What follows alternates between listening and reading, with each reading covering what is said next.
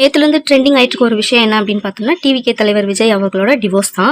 So இது நீங்கள் நல்லா பார்க்கும்போது உங்களுக்கு நல்லாவே தெரியும். போன முறை எப்படி விஜயகாந்தை ஐயா அவர்களை மட்டை பண்ணணும்னு நினைச்சாங்களோ அந்த மாதிரி விஜய் ஒவ்வொரு விஷயத்த வச்சு மட்டை பண்ணணும்னு நினைக்கிறாங்க. ஸோ அதுதான் இப்போ நடக்குது.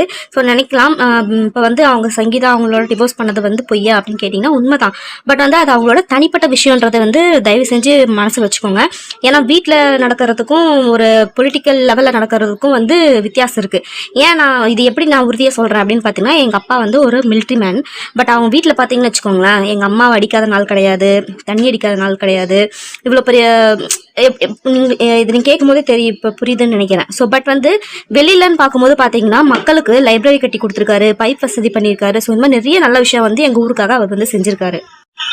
ஸோ அதுக்காக தான் நான் சொல்றேன், வீட்டில் இருக்கிறதுக்கும் வெளியில இருக்கிறதுக்கும் நிறைய வித்தியாசம் இருக்கு. ஸோ நாம அவங்களோட வீட்டுல நடக்கிற விஷயத்தை பத்தி நம்மளுக்கு கவலை கிடையாது.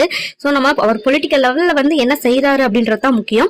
ஸோ விஜயகாந்த் எப்படி எல்லாம் அடிச்சு துவம்சம் பண்ணாங்களோ அந்த மீடியாக்காரங்க, உங்களுக்கு மீடியாக்காரங்களை பத்தி நல்லாவே தெரியும். எல்லாருமே இப்ப ஆட்சியில யார் இருக்காங்களோ அவங்களுக்கு சொம்பு தொக்குற ஆளுங்க தான். ஸோ நம்ம நிறைய விஷயத்துல அதை நம்ம பார்த்திருக்கோம்.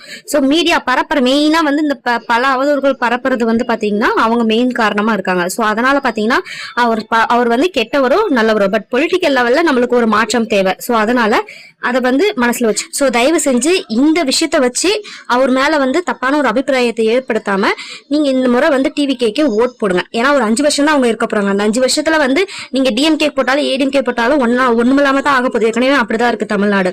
சோ அதையே நம்ம இவருக்கு பண்ணி ஏதாவது மாற்றம் உருவாக கூடாது. சோ இந்த 5 வருஷத்துல சப்போஸ் இவருமே எதுவுமே பண்ணல அப்படின்னா அந்த 5 வருஷம் கழிச்சு எப்பவும் போல அந்த குட்டையில உள்ள அந்த 2 மட்டைங்களுக்கே மாத்தி மாத்தி நம்ம எப்பவும் போல போடலாம். ஓகேங்களா? சோ இதை அவர் நல்லது செய்யணும்னு சொல்றாரு. அவர் நல்லது செஞ்சாருன்னா நம்மளுக்கு நல்லது இல்லையா? அவருக்கு ஒரு வாய்ப்பு வழங்குவோம். ஓகேங்களா? சோ அதான் நான் சொல்ல வரேன்.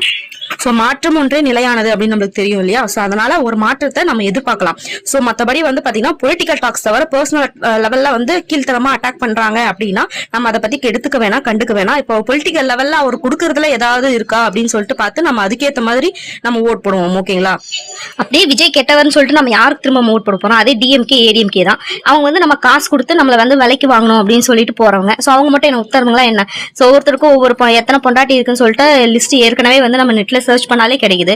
சோ அவங்க ஒன்றும் உத்தமெல்லாம் ஒன்றும் கிடையாது. சோ மறக்காம டிவிகேக்கு ஓட் போடலாம், ஒரு மாற்றத்தை கொண்டு வரலாம். சப்போஸ் அந்த மாற்றம் நம்மளுக்கு பிடிக்கலன்னா அதுக்கப்புறமேட்டு நம்ம பேசிக்கலாம். தயவு செஞ்சு உங்களோட ஏற்கனவே முன்னாடி இருக்க தாட்ஸ் தயவு செஞ்சு டிஸ்ட்ராக்ட் பண்ணிக்காம இப்போ அதுக்கு தான் அவங்க ட்ரை பண்ணிட்டு இருக்காங்க. ஏன்னா எலெக்ஷன் டைம்ல கொடுக்கறதுக்கான அவசியம் இல்லை இல்லையா?